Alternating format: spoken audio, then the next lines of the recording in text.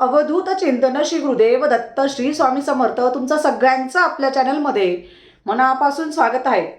स्वामी चरित्र सारामृत हा ग्रंथाचं आपण जसं नित्य पठण करत असतो किंवा महाराजांची सेवा करत असतो त्याच पद्धतीने आपल्या घरामध्ये संक्षिप्त गुरुचरित्र म्हणजे ज्यांना गुरुचरित्र पारायणाचं पठण करणं शक्य नसेल, ज्या घरामध्ये नित्यसेवेने किंवा तुम्ही रोज एक एक अध्याय पण वाचले तरी पण संक्षिप्त गुरुचरित्र हा ग्रंथ गुरुचरित्राच्या पारायणासारखा म्हणजे ग्रंथासारखाच पवित्र ग्रंथ आहे।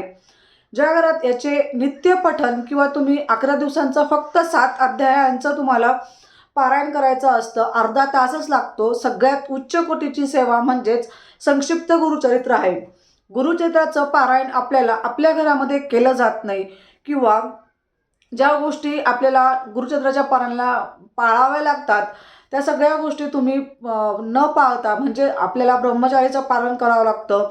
नंतर एक भाजी म्हणजे एक कडधान्य खायचं असतं।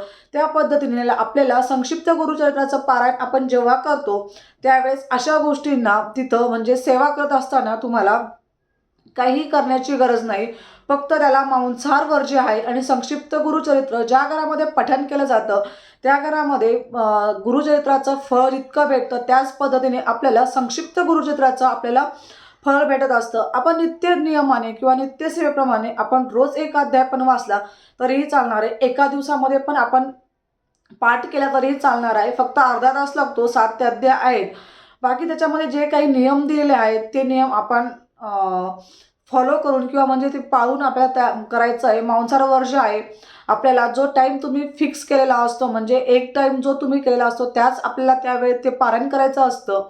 तुम्ही 11 दिवसांचं हे पारायण तुम्ही तर केलं तर तुम्हाला 100% तुमच्या मनातील इच्छा, सगळ्या संकट, दुःख, अडचणी जे काही असेल ते तुमचं नक्कीच पूर्ण होणार आहे।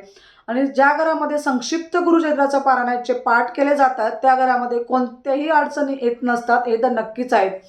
त्याच्यानंतर तुम्हाला त्याचे नियम एकदम साधे नियम आहेत, तुम्ही कोणत्याही दिवसापासून सुरू करू शकतात। त्याच्यानंतर तुम्हाला नियमाप्रमाणे तर बघायला तर गेलं तर आपल्याला ब्रह्मचर्याचं पालन करायचं नसतं, त्याच्यात काही गरज नाही आहे। तुम्ही कोणतेही भाजी पोळी कोणत्याही प्रकारचं कांदा लसूण वगैरे ज्या गोष्टी असतात ते सगळं खायचं। म्हणजे जसं गुरुचरित्रामध्ये पारायणाला असतं तसं आपल्याला इकडे एवढं पाळावं लागत नाही, फक्त मांसाहार वर्ज्य आहे आणि मांसाहार करून आपल्याला सेवा करायच्या असतात, एवढं नक्कीच आहे। तुम्ही तुमच्या आयुष्यात संक्षिप्त गुरुचरित्राचं पारायण नक्कीच करून बघा, तुम्हाला खूप सुंदर अनुभव येतील। संक्षिप्त गुरुचरित्र हा ग्रंथ तुम्हाला कोणत्याही केंद्रात भेटून जाईल, म्हणजे ज्या ठिकाणी आध्यात्मिक पुस्तकं भेटतात त्या ठिकाणी तुम्हाला संक्षिप्त गुरुचरित्राचं नक्कीच पुस्तक भेटून जाईल। त्याच्यामध्ये फक्त 1 ते 7 अध्याय आहेत। तुम्ही रोज एक म्हणजे एक एक पण वाचलं तरी 7 दिवसात एक पारायण होत असतं। आपण नित्यसेवेसारखं पण पठण करू शकतो। जसं आपण नित्यसेवा करतो तसं त्यावेळेस आपण नित्यसेवा पण त्याची करू शकतो।